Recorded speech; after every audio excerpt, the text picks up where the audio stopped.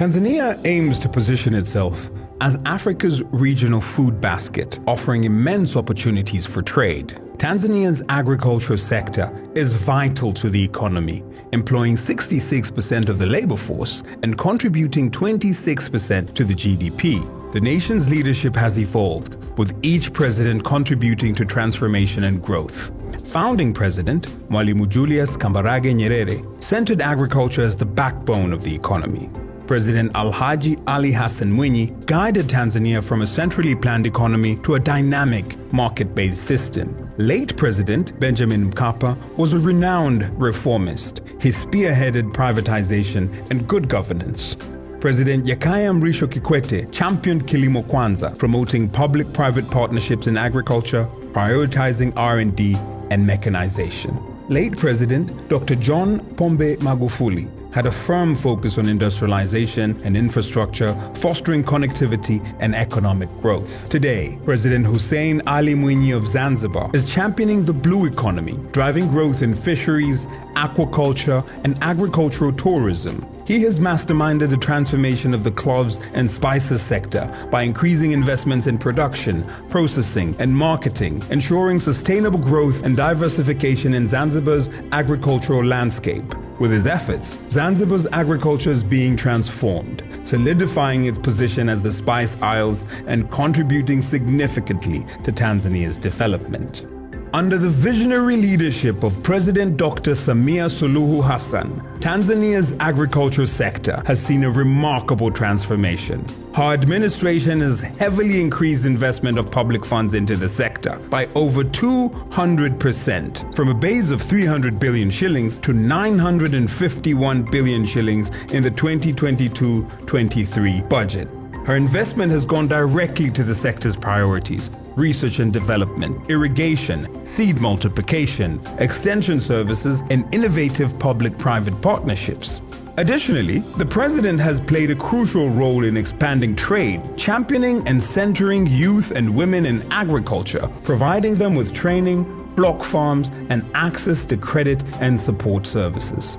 As we discuss and explore African food systems, in Tanzania, a trend is emerging. Food items have become the driving force behind the nation's agricultural transformation. With a focus on rice, maize, cereals, pulses, and food crops, Tanzania is now ready for expanded food trade, both regionally and globally.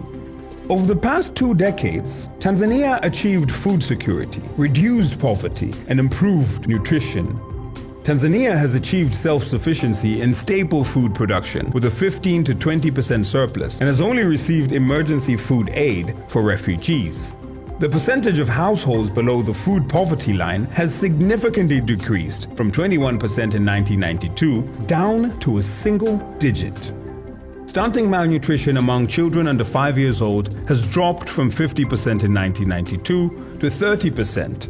The agricultural sector has been experiencing a growth rate of 4 to 5% and aims to reach a growth rate of 10% by 2030.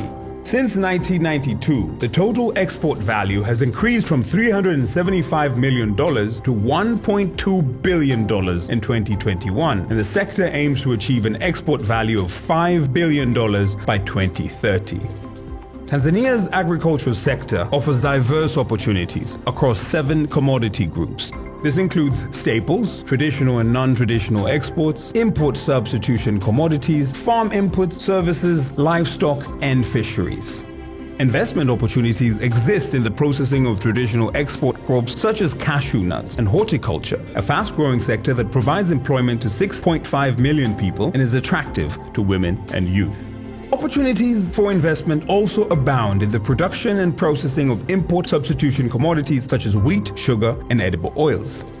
Tanzania's Agenda 1030 goal is to achieve sugar self-sufficiency by producing 700,000 tons by 2025, whereas the current demand for table sugar stands at 420,000 tons annually. Meanwhile, domestic wheat production has been between 70,000 to 100,000 tons per year, while the country's annual domestic requirement is 900,000 to 1 million tons. In terms of edible oil, the country faces a deficit of 350,000 metric tons, as its domestic production only amounts to 300,000 metric tons per year. Tanzania imports 90% of farm inputs. This includes 400,000 tons of fertilizer annually. Deregulation has positioned Tanzania as a regional hub for fertilizer manufacturing and trade, with a potential for local production of phosphate and nitrogen fertilizer. Agriculture mechanization is also expanding, with fiscal incentives for tractor manufacturers. Additionally, investments in irrigated land from 727,000 hectares to 2 million hectares, block farming, contract farming, and outgrower schemes are central to Agenda 1030, which aims to increase food security and regional food trade. This presents trade and investment opportunities in commercial farming. Recent analytical studies show that cereals, oilseeds, and pulses have the highest potential to contribute to poverty reduction, food security, and nutrition. Tanzania offers a stable macroeconomy, political stability, abundant land and water resources, diverse agroecological conditions, and a strategic location in East, Central, and Southern Africa. With a conducive policy environment and mega infrastructure projects such as ports, railways, and rural infrastructure, Tanzania is ready for trade and investment. We are grateful to Honorable Samia Suluhu Hassan, the President of the United Republic of Tanzania, for prioritizing agriculture and hosting the Africa Food Systems Forum, which will open opportunities for promoting trade, investment, and leveraging public and private sector financing to agriculture. Tanzania is proud to host the African Food Systems Forum and showcase the potential of Africa's agriculture sector. The forum will be held from September 5th to 8th, bringing over 3,000 participants from 30 African countries, including heads of state, international organizations, corporations, and investors. Tanzania welcomes international investors and partners to join in its agricultural revolution. We offer a supportive policy environment, attractive investment opportunities, and dedicated government backing. Come one, come all. By fostering collaboration, innovation, and investment, we can achieve our goal of growing the agricultural sector by 10% and contributing to global food security and prosperity. Together, we will feed ourselves, feed others, and do so commercially. Let's join hands on this journey towards a prosperous, food-secure future. Karibuni sana, Tanzania.